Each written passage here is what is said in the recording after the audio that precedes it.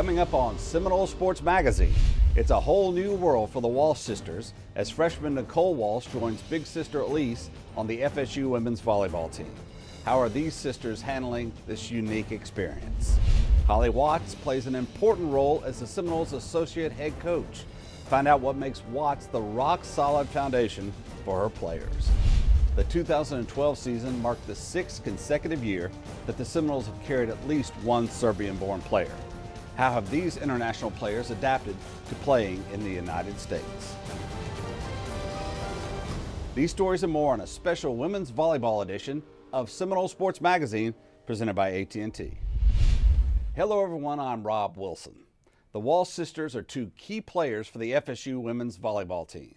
Elise Walsh is a powerhouse right side hitter, while her younger sister Nicole is a dominant outside hitter. But there's more to these two than their commanding presence on the hardwood. Chelsea Rife tells us more about this sister-sister combination. Sisters, teammates, and competitors. All three describe Nicole and Elise Walsh, but the way they describe each other is slightly different. Sometimes she'll be like acting crazy and like I'll be calm, but then sometimes it's reversed, that I'll be acting crazy and she's the calm one. So I guess we kind of like balance each other out. I feel like in like an old married couple, sometimes we just fight and then like 1 second we're fine with each other. The two do have some disagreements, including where they wanted to play collegiate volleyball. FSU was not on either of their radars when starting college. Coach Poole changed that. Elise and Nicole have come in and done an outstanding job for us, and that was very lucky because Elise was already at Wisconsin and Nicole had already committed to Nebraska. So it gave us an opportunity to bring in two highly recruited players, and they just happen to be sisters, and they're very competitive against each other, and many times having to compete against each other head to head in practice. Competing was not only something Elise was doing on the court. She was battling the cold in Wisconsin. Turns out this Florida girl couldn't stand to be away from the sunshine. I was just really homesick, like being away from my family and my friends, and also the cold was really hard for me. It was like, I remember one day it was like -12 outside and I was like, there's no way I'm going to class, like I couldn't go, so just wanted to come closer to home. Nicole was on the same track as her sister, committed to another top-ranked volleyball program at the University of Nebraska. She ultimately decided playing with Elise at FSU would mean everything to her. Everything we just have, just like winning together, I think that's probably the best like feeling that like it is to have her on the team with me. While the sisters are serious on the court, they aren't too serious off of it. They're actually quite the hit among their team. I mean, we know all the dances, let's be serious. Yeah, we do like the WAP and the W. Yeah, oh, yeah. The Bernie. The Bernie. So you guys do the Cat Daddy. Yeah, we do it all. They do it all, and they do it all together. They shop together, eat together, and live together. So what's it like living with a teammate that happens to be your sister? Oh, she's clear. Yeah, she just annoys me. Like she like eats off a plate and just leaves it. Oh, I just said that. I said if a plate's sitting there, then I don't really care, but Yeah. it just bothers you. Yeah, she won't put it in the dishwasher. I think that she started the dishwasher like 1 time since we've lived there. It's like twice or 3 times. No, it was like twice. Their cleanliness is different, as well as their music choices. Elise loves hip-hop and rap, while Nicole has a different obsession. Harry Styles of One Direction. She has a poster in her room. She wanted to put it on her ceiling so she could stare at him before she went to bed. She did. This dynamic duo does share many interests. They also share a whole new side of them, a side only teammates have seen. I can open your eyes, take you wonder by wonder, Over sideways. under on a magic carpet ride, a whole new world. Don't you dare close your eyes. There we go. Yeah. At least we know if a professional volleyball career doesn't work out for them, they can always fall back on their singing. And if that fails, they always have each other. I don't know, she's just really funny. You're funny. I'm Chelsea Rife for Seminole Sports Magazine. Elise Walsh was Florida State's primary offensive option with 16 kills in the NCAA second-round loss against Purdue. Walsh was also a huge factor in last season's regional semifinal win over Purdue when she had 11 kills against the Boilermakers. The Seminoles are looking forward to big things from both sisters next season. When we come back, we'll profile Associate Head Coach Holly Watts and her special relationship with the team. Later, Scott Kotick goes one-on-one with sophomore setter Sarah Wickstrom, and we'll explore the Serbian influence on the Seminoles. You're watching Seminole Sports Magazine, presented by AT&T. Seminole Sports Magazine is presented by AT&T, the nation's largest 4G network. AT&T, rethink possible. By Coke Zero, football-related chest bumps, high fives, and trash talk brought to you by Coke Zero. Enjoy everything.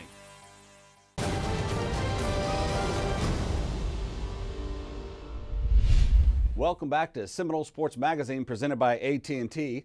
It's time to review scores and highlights from recent FSU athletic events. Here's Heather Biltock to catch you up with all the latest in Seminole athletics. Hey there, Noles fans. I'm Heather Biltock, here to give you this week's Seminole update. The season came to an end for both soccer and volleyball in the NCAA tournaments, with soccer falling to Penn State 2-1 in overtime and volleyball falling to Purdue 3-2. But the season was full of victories for both of these teams. On the soccer side, after incredible runs, the Lady Seminoles ended 20-4, making it to the semifinals of the 2012 College Cup. And on the volleyball side, the ladies finished their season 28-4, with key wins over Florida during the season and Miami in the ACC tournament, making them ACC champions. The basketball season is just getting started as the men fell to Mercer, making them 4-3 so far. But the Lady Seminoles are rolling over their opponents week by week, remaining undefeated as they played Charlotte this past weekend. Senior guard Alexa DeLuzio led the team to their 70-54 victory on their first true road game. DeLuzio's 20-point game was a season best. Florida State now reigns ACC champions in not only volleyball, but also football. With a 21-15 win against the Georgia Tech Yellow Jackets, the Seminoles claimed their title as ACC champions. The turning point of the game was the interception and return made by Carlos Williams in the last minute, allowing E.J. Manuel to kneel the ball on offense and claim the victory. With this win over the Yellow Jackets, the Seminoles are ranked 12th in the BCS rankings and will ring in the new year at the Orange Bowl in Miami against the 15th-ranked Huskies of Northern Illinois. That's all for this week's Seminole Update. I'm Heather Biltock for Seminole Sports Magazine. Holly Watts is the associate head coach of the women's volleyball team, and she's played an important role in the rebuilding of the program. On top of her many responsibilities that come with the job, she's also the mother of 2 young boys. Casey Dixon has a story on how this teen mom balances her life on and off the court. Thank God for a wonderful spouse that can be there for the kids when I can't be there. So I try to do a lot on the phone, you know, we stay in touch that way, but it's definitely weird to be out of town for 4 or 5 days and come back and you swear they've grown up over the weekend. But she's not just a mom at home. She uses her motherly instincts to her advantage when it comes to taking care of the team.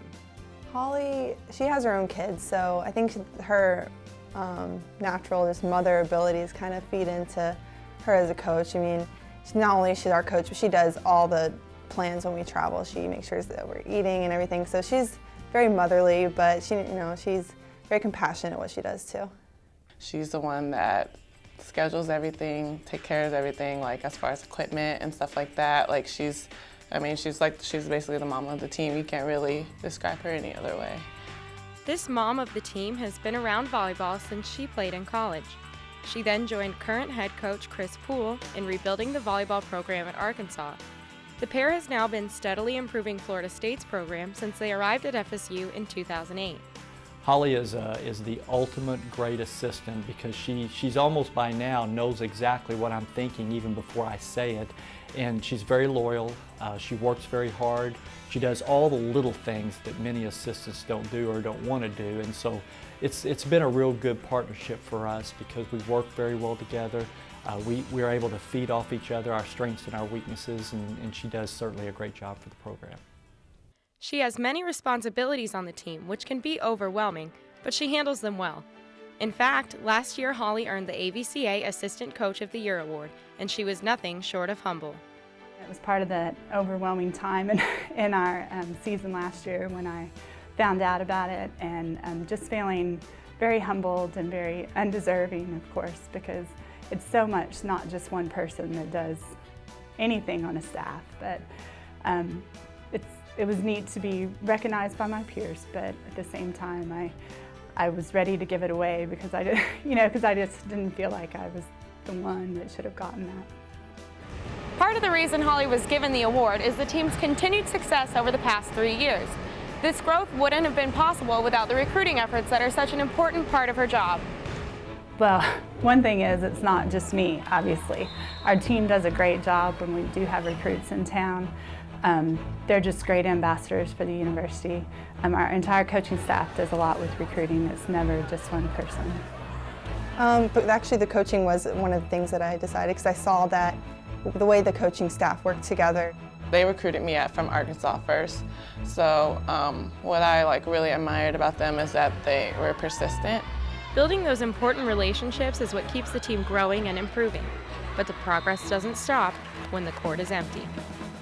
Actually, just before I came over, I found out about a former player that just had a baby, so we stay in touch, and it's just neat to see them grow up. Winning may be important, but it's really the relationships that make it all worthwhile. I'm Casey Dixon for Seminole Sports Magazine. After being named the National Assistant Coach of the Year in 2011, Watts and the Seminoles won their second consecutive ACC championship this season. The Noles will use the offseason to continue building on past success and look ahead to a brighter future. When we return to Seminole Sports Magazine, presented by AT&T, we'll go one-on-one with sophomore setter Sarah Wickstrom.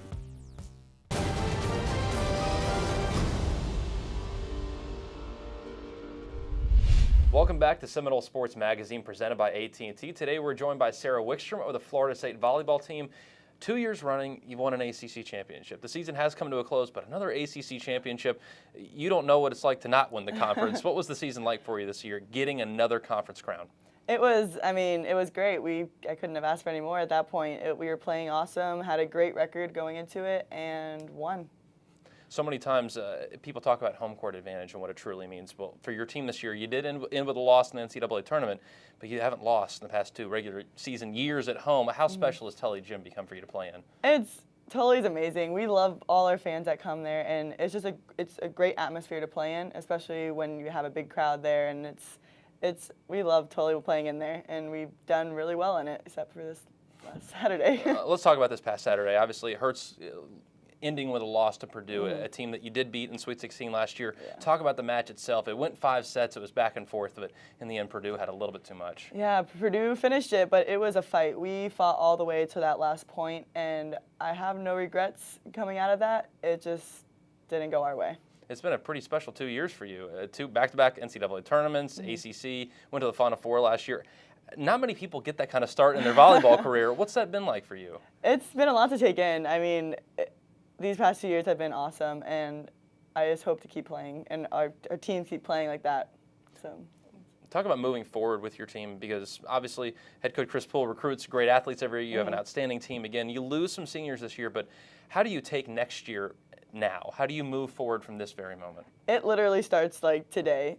We just had a team meeting, and we're already thinking about next year, already planning out our training sessions, and it's already now we're looking to next year and to improve what we did this year. And we have 2 great recruits coming in, maybe some transfers, and we're looking to another year, hopefully get back in the Final Four. What's the way to improve? For you individually, what are you focusing on to maybe get better for your junior season? Personally, I want to try to get a little quicker.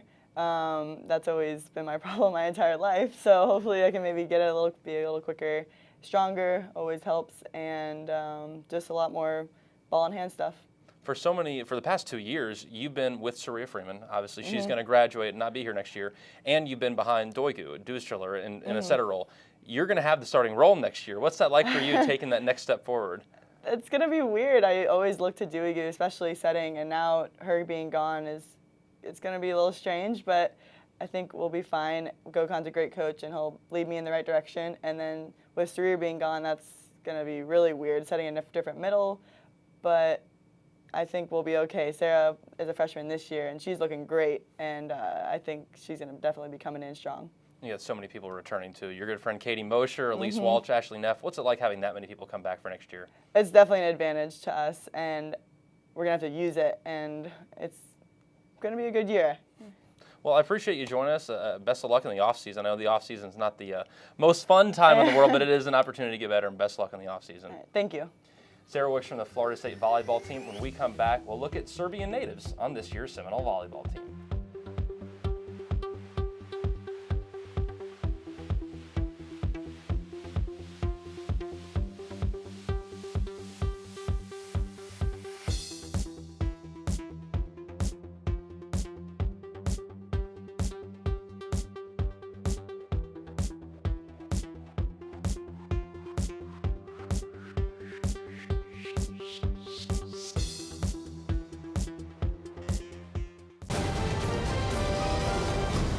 Seminole Sports Magazine is presented by AT&T, the nation's largest 4G network. AT&T, rethink possible.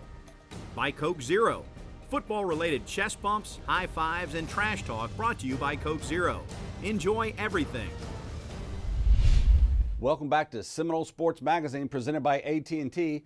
Now it's time to take a look at the highlight of the week, presented by AT&T. Pressure. Here's the pass upfield. It is intercepted. Picked off Carlos Williams. Down the sideline. 5, 3, 2, 1. He is out of bounds at the 4-yard line. Carlos Williams with his first career interception.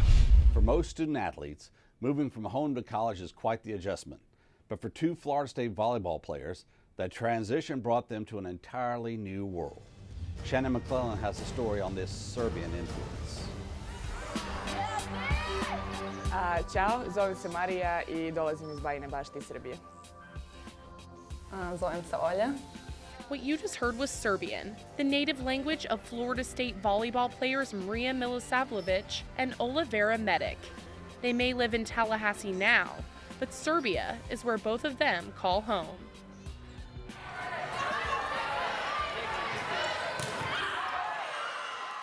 Both girls were born and raised in the small Eastern European country where they fell in love with volleyball. When they finished high school, they knew they had two options: play professionally at home or get a degree overseas. And I knew that later in life I won't be able to live off of volleyball, so I had to get an education, and I saw that opportunity in America, and that's why I came. So my priority was to graduate in college and then also to play volleyball on a good level so I can continue playing professional after.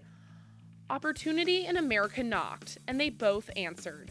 Maria is now an accomplished senior who helped FSU make their way to a Final Four appearance in the 2011 season.